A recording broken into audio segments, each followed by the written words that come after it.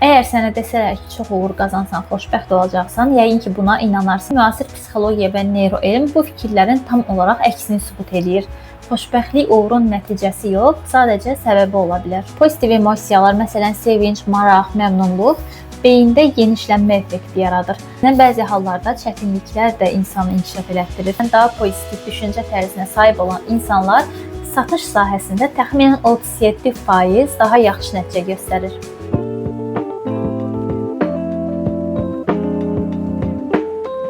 Əgər sənə desələr ki, çox uğur qazansan, xoşbəxt olacaqsan, yəqin ki, buna inanarsan. Sonunda nəhayət rahatlayıb xoşbəxt olacaqsan.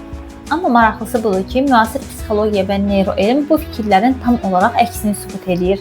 Xoşbəxtlik uğurun nəticəsi yox, sadəcə səbəbi ola bilər.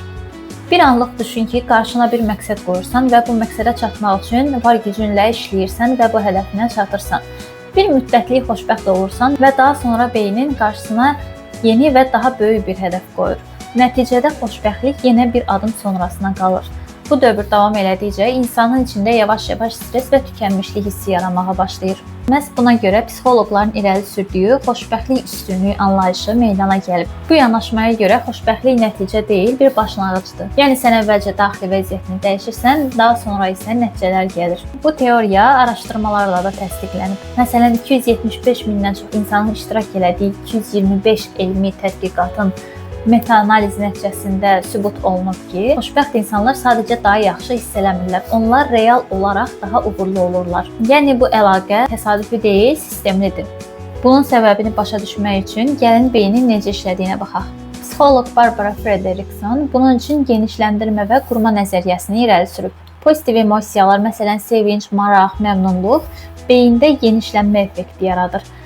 Daha çox variant görürsən, daha yaradıcı düşünürsən, yeni şeylər sınamaq istəyirsən. Özünü yaxşı hiss eləyəndə qeyri-müəyyənlik səni o qədər də qorxutmur. Pozitiv hisslərin özü daha qısa davam eləyir, amma onların təsiri daha qalıcı olur. Məsələn, maraq hiss eləyəndə daha çox öyrənmək istəyirsən və bu bilik səndə daha uzun müddət qalır. Özünü yaxşı hiss eləyəndə isə insanlarla daha rahat ünsiyyət qurursan və bu sosial əlaqələri gücləndirir. Fiziki aktiv olanda isə həm fiziki, həm də zehni bacarıqların inkişaf edir. Yəni sənin daxilində zamanla bir resurs bankı yaranır. Bilik, təcrübə və psixoloji güc toplanır. Və bu proses özünü gücləndirir. Sən inkişaf elədikcə daha stres yaşayırsan və daha stres yaşadıkca isə daha pozitiv hiss eləyirsən. Bu da bir növ spiral effekti yaradır. Amma burada bir şeyi düzgün başa düşmək lazımdır ki, insan həmişə pozitiv olmalı deyil. Əksinə bəzi hallarda çətinliklər də insanı inkişaf elətdirir. Hətta həddindən artıq rahatlıq bəzən diqqəti azalda bilər və tənbəllik yarada bilər. Yəni əsas məsələ balansdır. İndi isə biraz daha dərinə gedək. Pozitivlik sadəcə bir hiss deyil, o beynin kimyasını da dəyişir. Burada əsas rol oynayan maddələrdən biri isə dopamindir. Dopamin çox vaxt xoşbəxtlik hormonu kimi tanınır, amma əslində onun əsas funksiyası motivasiya və hərəkətə keçmə ilə bağlıdır. Amma bu o demək deyil ki, beyində dopamin nə qədər çox olsa, o qədər yaxşıdır. Beynin optimal bir balans nöqtəsi var və pozitiv emosiyalar bu balansın qorunmasında kömək edir. Yəni sən özünü yaxşı hiss eləyəndə beynin də stabil və effektiv işləyir. Pozitivliyin təsiri təkcə beyinlə bitmir, bədən də bu prosesə qoşulur. Bu sahədə Sheldon Cohen'in apardığı klinik tədqiqatda iştirakçılara eyni cür qrip virusu verilir və onların necə reaksiya verəcəyi izlənilir. Nəticə isə çox diqqət çəkici olur. Daha pozitiv emosional vəziyyətdə olanlar bu virusu daha yüngül keçirib və daha az xəstələnir. Stres mövzusunda da maraqlı bir şey var. Stres zamanı bədən təhlükə rejiminə keçir, ürək döyüntüsü artır və təzyiq yüksəlir. Amma pozitiv emosiyalar bu vəziyyətdən çıxmağı sürətləndirir. Yəni bədən daha tez normal vəziyyətə qayıdır və daha az enerji itirir. Və bütün bunların hamısı yalnız nəzəriyyə deyil, elmi tədqiqatlarla da ölçülüb. Məsələn, daha pozitiv düşüncə tərzinə sahib olan insanlar satış sahəsində təxminən 37% daha yaxşı nəticə göstərir. Qərar vermə sürəti 20-50% arta bilir. Komandalarda isə sadəcə təşəkkür və tanınma mədəniyyət məhsuldarlığı 30%-dən çox artırır. Bunun hətta uzun müddətli effekti də var. Bu mövzuda ən maraqlı araşdırmalardan biri isə Dr. Snowden, Danner və Fraser tərəfindən 2001-ci ildə keçirilmiş rahibələr tədqiqatıdır. Roman Katolik kilsəsindəki 678 rahibənin gənclik illərində yazdığı mətnlər analiz olunub və daha pozitiv olanların illər sonra daha uzun yaşadığı müşahidə edilib. ən az və ən çox pozitiv qruplar arasında təxminən 7-10 il fərq var idi. Yəni pozitivlik birbaşa olaraq həyat keyfiyyətinə, performansa və hətta ömür uzunluğuna təsir eləyir.